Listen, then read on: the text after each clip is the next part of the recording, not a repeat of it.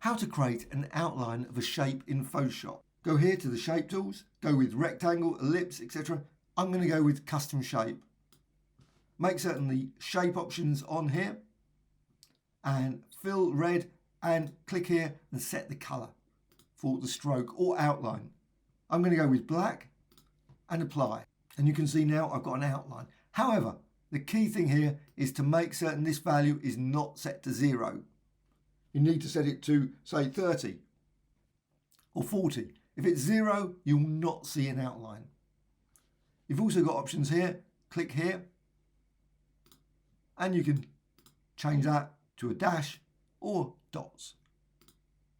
What you can also do, go to the properties panel and you can modify it here. So with this object selected, you can go here and set the fill and stroke as well as dashes, etc. Also what you can do, click here to the fill and you can set it to nothing. So you've ended up with just the stroke or outline of the shape. That's it, no fill at all.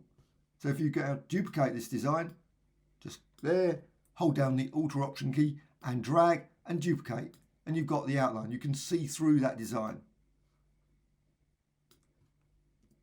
You can also add outlines via layer, layer style and stroke.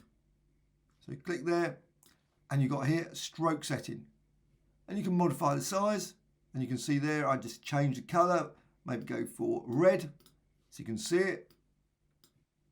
You can make it outside, inside or center. You can reduce that value down so you can see now you can get multiple strokes or outlines. You can also add additional ones as well by clicking the plus. Click OK. Hope you found this tutorial of interest. Any questions, please leave in the comments below. Thank you much.